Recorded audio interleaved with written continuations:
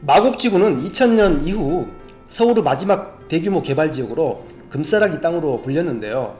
마곡에서 구분 상가를 분양받은 사람들은 그 혜택을 전혀 받지 못한 것 같습니다. 마곡구 상가 분양 시장은 어떤지 알아보기 위해 이 영상에서 세 가지 사례를 분석했습니다. 화면의 그림과 같이 김씨, 이씨 그리고 박씨는 각각 마곡지구 한복판에서 1층 상가 한 채씩을 분양받았는데요. 2015년 11월부터 2018년 6월 사이에 건물은 준공되었고 임차인을 구해 월세를 받기 시작했습니다.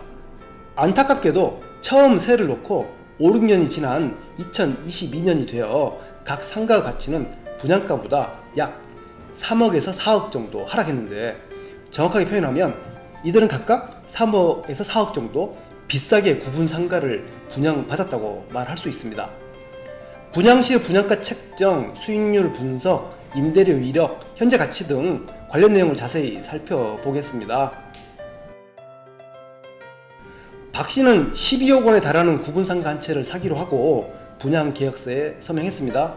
분양업체 관계자는 건물이 준공되면 보증금 1억 원, 월세 530만 원 임차인은 충분히 구할 수 있습니다 라고 하면서 현금으로 매수하면 수익률이 5.78%, 분양금 50%를 대출하면 수익률이 8.5%입니다.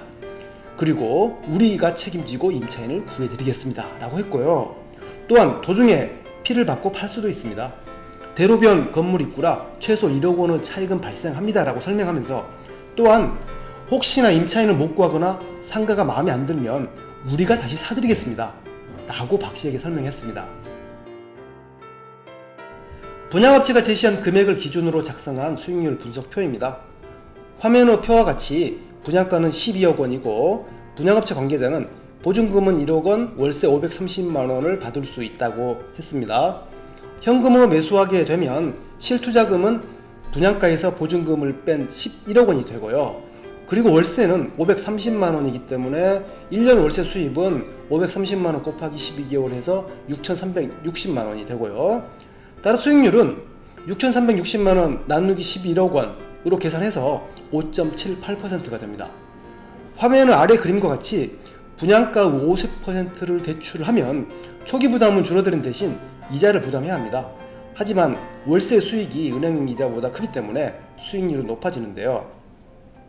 분양가 12억 원 중 50%인 6억 원을 대출하면 보증금 1억 원을 제하고 실투자금 5억 원이 됩니다. 1년 월세 수입은 6,360만 원이고 대출금에 대한 이자가 1년에 최소 약 2,100만 원 정도, 5억 원을 투자해서 1년에 4,260만 원의 수익을 올릴 수 있습니다.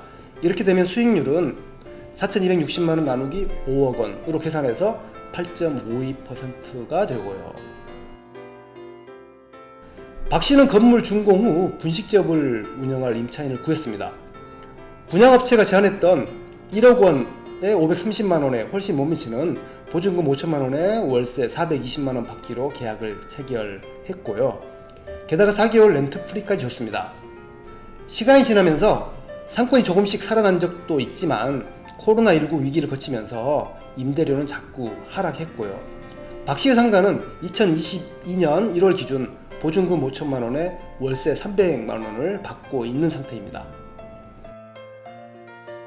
박씨의 경우 월세 300만 원을 5% 수익률로 환산하면 300만 원 곱하기 12개월 나누기 5%로 계산해서 7억 2천만 원이 되고요. 보증금 5천만 원을 고려하면 시세는 약 7억 7천만 원 정도 됩니다. 박씨 상가 분양가가 12억 원이기 때문에 현재 4억 3천만 원 손실이 난 상황이고요. 또한 박씨는 이 상가를 담보로 7억 2천만 원을 대출해서 월세 받아서 이자 내면 남는 것도 없는 상황입니다. 또한 이 상가를 팔아도 대출금 갚게 되면 끝납니다. 행여나 임차인이 나가고 공실이 된다면 손실은 눈덩이처럼 커질 수밖에 없고요. 이 영상에서는 사례와 함께 상가 투자 위험성에 대해서 알아봤습니다. 상가를 사기 전에 분양업체 관계자 말만 믿어서는 안 되고요. 전문가와 꼭 상의할 것을 권장하면서 오늘 영상을 정리하겠습니다. 감사합니다.